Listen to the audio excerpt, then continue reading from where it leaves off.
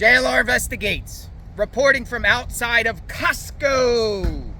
Let's talk about this guy right here, Bryan Kohberger. And we're going to talk about COSTCO. Come on in, folks, come on in.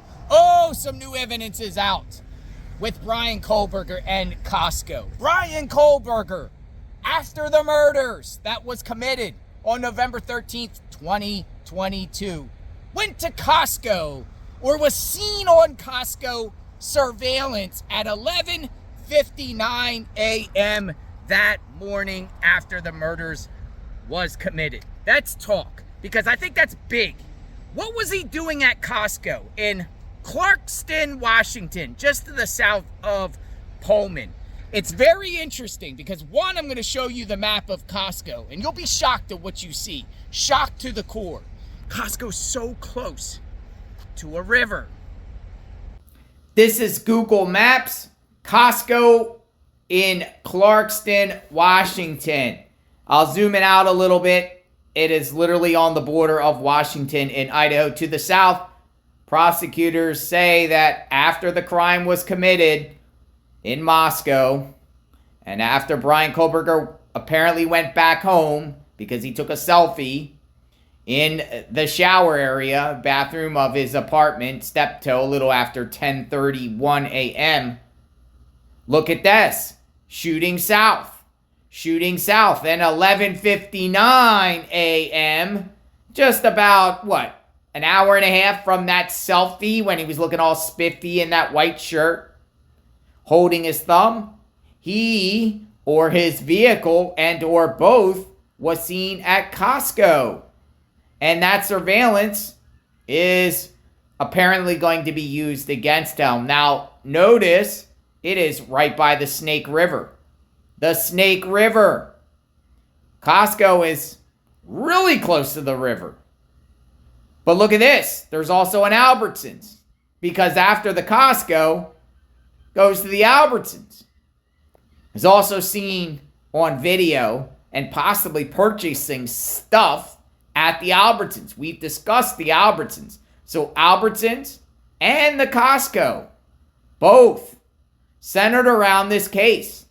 That afternoon, that late morning, 11:59 into the afternoon on November 13th. What was he doing in this general area? Really close to the river. Did he throw things or evidence in the river? Was he buying things to cover up his crime? Medications? What's going on here? Any type of over-the-counter things? Throwing things in the trash around there? Hiding things around that area? A lot of unknowns, folks. A lot of unknowns. Murder weapon. Crime. This crime occurred during the early morning hours of November 13, 2022. 4 college students got brutally stabbed. Kohberger apparently was driving around in his vehicle to the south in the daytime after the murders. He went to COSTCO, maybe, going in, or seen on the outside surveillance. Albertsons, and we talked extensively about the Albertsons. But COSTCO piques my interest here. And if you don't believe me, he was at COSTCO. The court records indicate that surveillance is going to be used against him at trial. I'm going to show you that court document right here. New information on COSTCO that was in a recently filed court document. It says COSTCO, Clarkston, Washington, surveillance video for November 13, 2022. This footage is maintained by a business, COSTCO warehouse in Clarkston, Washington. The state would seek admission of this footage pursuant to IRE 8036. The relevant footage is taken on November 13th, 2022. The state may rely on video footage from approximately 11:59 a.m. to show defendant's vehicle and actions hours after the homicide. A certificate of authenticity is attached as Exhibit S6, which was included with the return for COSTCO records. This was provided to defendant on May 18th, 2023. So Kohberger's defense has had this information for almost 2 years now. 11:59 a.m. shows the defendant's vehicle and actions. What are the actions? What did he do in that vehicle? Did he step out? Did he go in COSTCO? Did he go around the back of the parking lot? Did he dump something in their trash outside in the dumpsters?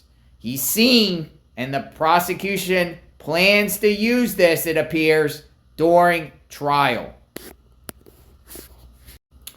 And this is a certification under Federal Rules of Evidence, States Exhibit S6, coming from a Steve Tremmel, who declares he is employed by COSTCO, and he provided the state video surveillance.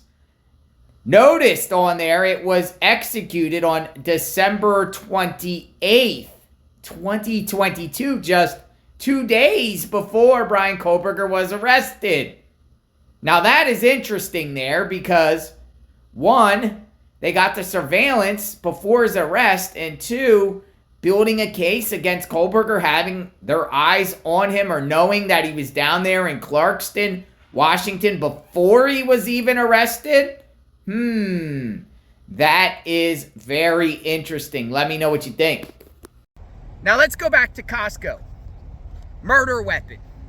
COSTCO's right by a river. Did he throw the murder weapon or was seen on surveillance outside COSTCO, maybe inside COSTCO buying something, but say he didn't go in COSTCO? We'll just go with, what in the world would the prosecutor want to use COSTCO for, to show? It has to be something damaging. Something Bryan Kohberger did. Did he throw the murder weapon in the water and was seen outside of a COSTCO? That is an interesting question. Or did he actually go inside the COSTCO and buy something relevant to this crime? Bought something after the crime was committed that can tie it in with the murders at 1122 King Road. Some sort of bleach, cleaning stuff. What do you normally get at COSTCO? Got to be a COSTCO member to be in COSTCO, don't you? Yeah? No? I don't know. But what do you need? What do you need? What would he go in there for? Why would Bryan Kohberger be in COSTCO? Tell me. Why would he go to COSTCO after the crime was committed? Or is COSTCO just used as a timeline showing that he was down there at Clarkston, Washington, after the crime was committed? COSTCO's right near the Albertsons. Yeah, and then went to the Albertsons. Albertsons and COSTCO.